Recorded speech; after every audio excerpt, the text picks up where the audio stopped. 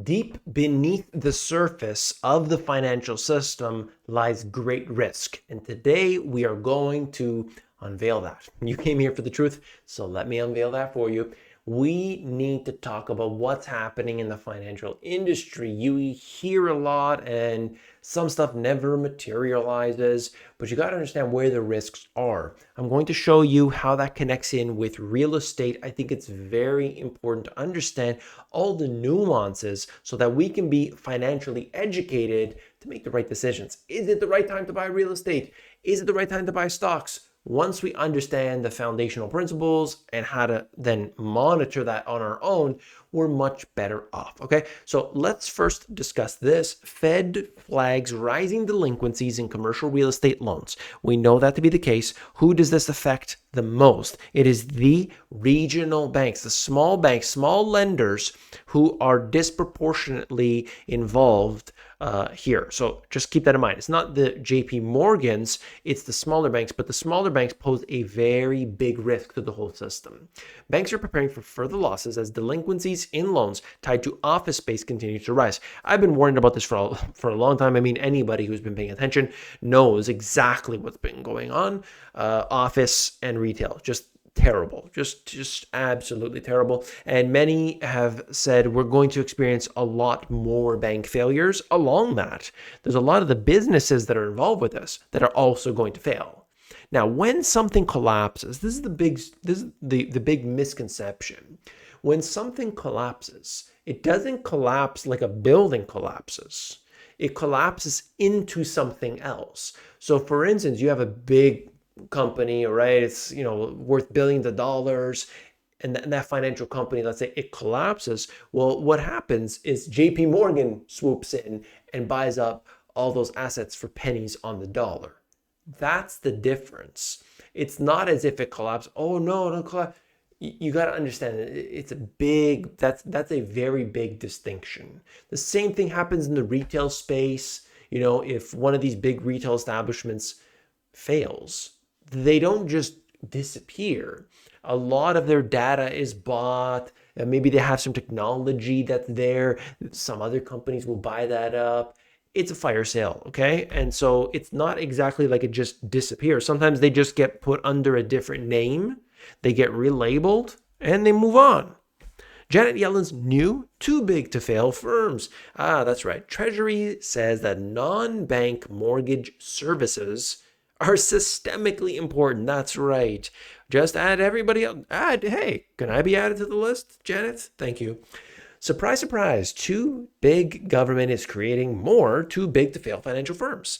Apparently, here you could see the quote, vulnerabilities of non-bank mortgage companies can amplify shocks in the mortgage market and undermine financial stability. That's my girl right there, Janet Yellen, saying it.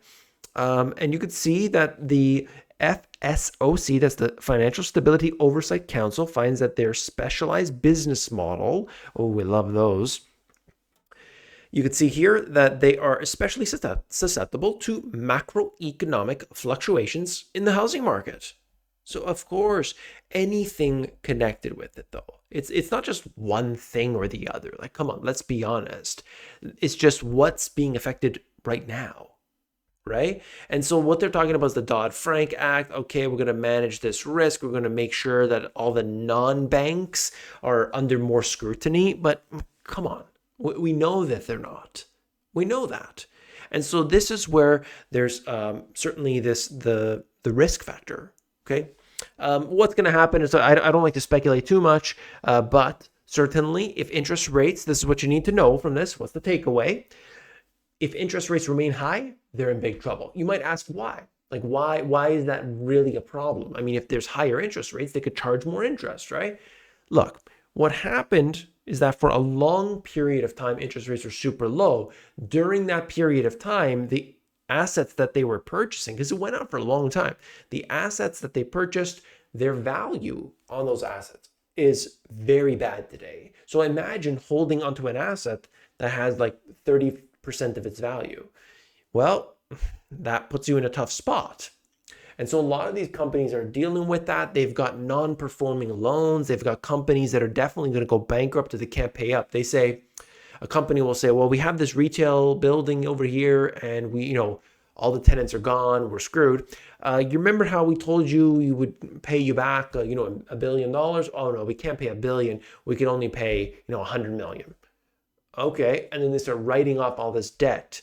That can create a cascading effect and start to impact just about everybody, because one step at a time, like dominoes falling down, it can cause a crisis.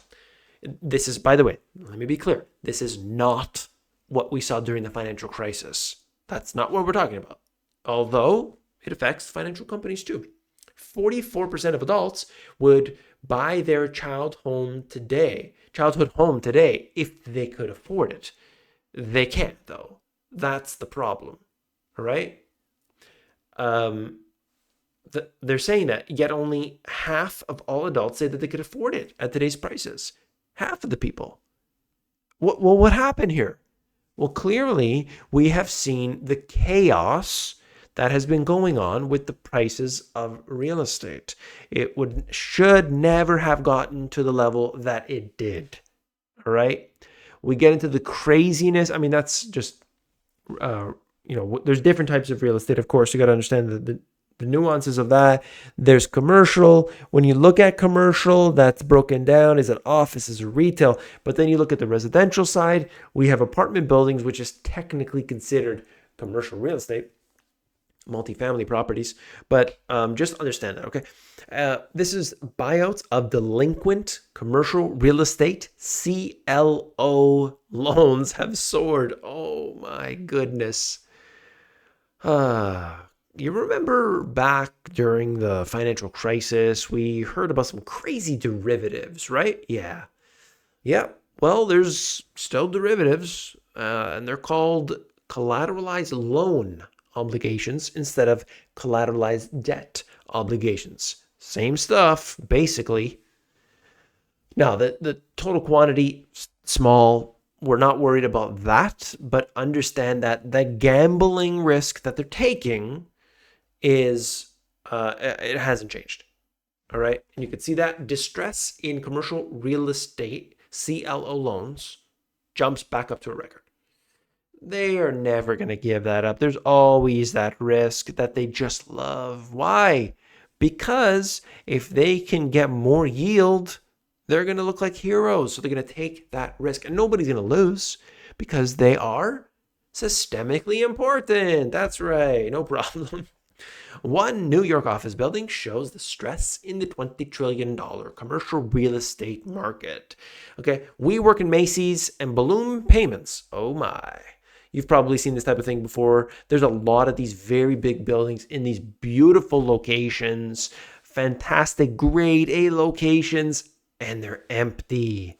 Yeah, that's the problem, okay?